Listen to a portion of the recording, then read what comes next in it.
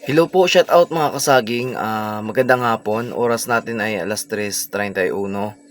Ngayong hapon mga kasaging ay Enero 1, taong 2025.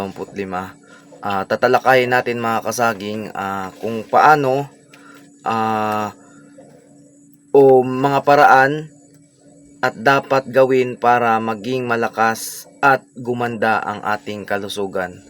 At ito mga kasaging, sinasabi ko sa inyo, kung interesado ka sa video na to ay tapusin mo, at kung hindi ay maraming video dyan na pwede sa'yo. Ito na mga kasaging, huwag na nating patagalin, simulan na natin. Syempre ang una ay uminom ng sapat na dami ng tubig o di kaya maligamgam.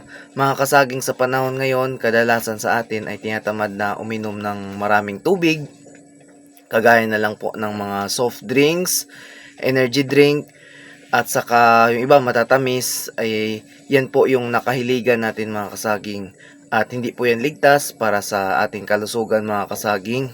At sinasabi dito na maligamgam na tubig, ayan, kung hindi naman kayo uminom ng maraming tubig, pwede nyo isingit sa gabi o sa umaga.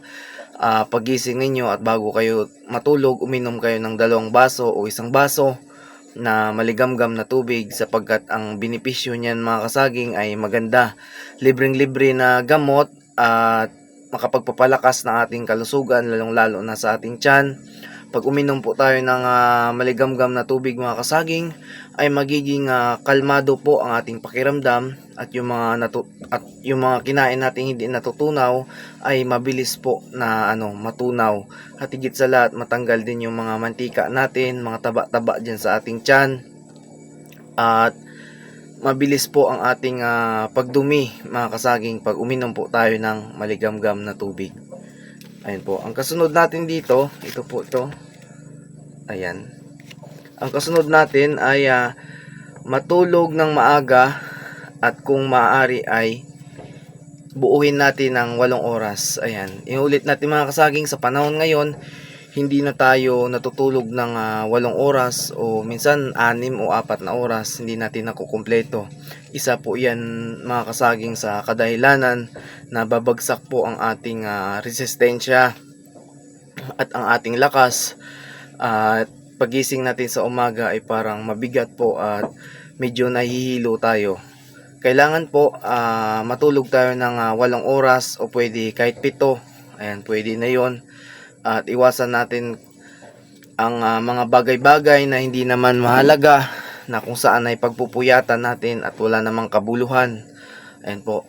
Ayan po yung pangalawa natin, matulog ng maaga, at kung maaari 8 oras po.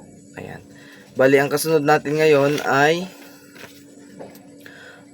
kumain ng masustansyang pagkain, gaya ng prutas at gulay. Ayan mga kasaging, malaga sa kalusugan natin talaga, kahit sa doktor sinasabi ito ng mga dalubhasa, yung prutas at saka gulay. Ayan. Kasi sila lang po ang may kakayahan na pag kumain tayo nito ay yung mga sakit at ang mga karamdaman ay madipensahan at maiwasan, at higit sa lahat, hindi naman tayo agad kakapitan pag malakas at malusog ang ating katawan, kasi kumain tayo ng gulay at prutas. Ayan.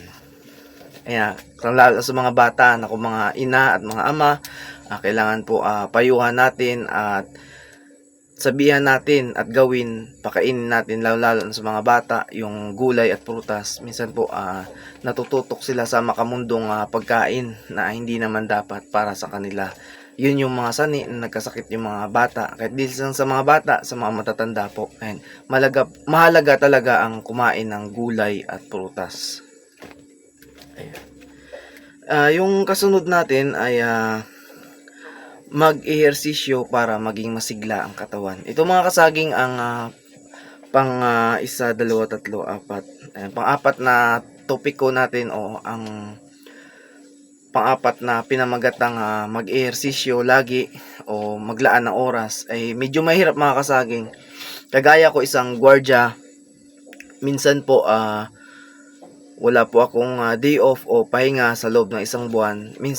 Paswerte yan lang din, kasi tulad namin nagtatrabaho, at parang wala tayo sa mood na mag-ehersisyo. Pero bigyan po natin ng oras, no, ang katawan natin para mag-ehersisyo. Isa po 'yan sa dahilan para maging masigla at pampalakas ng ating laman at dugo at ating mga buto, na kung saan ay bawat umaga ay papalag at papalag tayo sa anumang uri ng trabaho. At syempre, pag walang oras at nag-isip ka kung anong klaseng ehersisyo, naku mga kasaging, high-tech na yung panahon natin ngayon. Nandyan yung internet, nandyan yung YouTube, o dito sa TikTok, suriin mo lang o mag-search ka, manaliksik ka. Maraming ehersisyo. Nasa tao naman yan kung sisipagin ka at hindi ka tatamarin. Ayan. Kaya pinakamahalaga, isa rin yan sa pinakamahalaga mga kasaging, ang pag-i-ehersisyo. Ayan. Kayo mag-ehersisyo kayo para maging masigla at lumakas. Ayan. Yung pang ano natin, pang 5,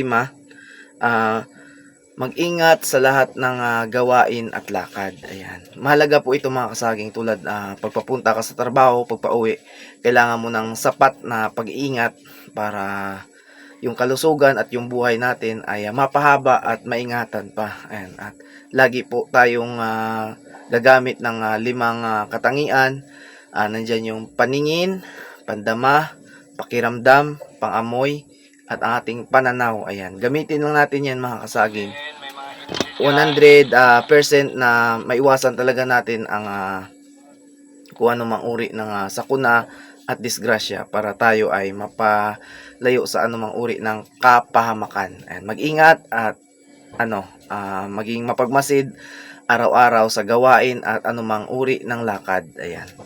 Yung pinakahuli natin mga kasaging, ayan, tatalakayin natin. Ito na ang pinaka main event natin. Ito po. Ayan. Magpasalamat at magdasal araw-araw sa ating Panginoon. Ayan po ang ating pinaka main topic dito. Ayan. Siguro kahit ako, ikaw, wala tayo ngayon kung wala siya. Ayan. Dapat po tayo magpasalamat sa Kanya na binigyan tayo ng malakas at magandang pangatawan, at sa araw-araw nating pagtatrabaho at paglingkod sa ating pamilya, sa ating magulang, sa ating minamahal, sa ating kaibigan, at mismo sa ating sarili. Ayan. Kahit may pagsubok man tayo sa buhay mga kasaging, ay huwag nating kalimutan ang ating Panginoon. Ayan. Mahirap man at may biyaya, pagsubok, problema man yan, magpasalamat tayo at lagi-lagi siyang tawagin. Ayan. Para sa lahat ng nag-follow sa akin at tinapos mo yung video na to mga kasaging, ayan, pa-share ako, pa-komento dyan kung nagustuhan mo, pa-repost na rin, at higit sa lahat pa-share ako para makatulong tayo sa lahat ng gustong magkaroon ng maganda at mahabang kalusugan at pag-iingat sa ating katawan. Ayan lang po, sana may natutunan mga kasaging, at ingat-ingat po tayo at alagaan yung katawan natin, kasi ito lang naman ang puhunan sa lahat ng bagay dito sa mundo. Ayan. Ingat!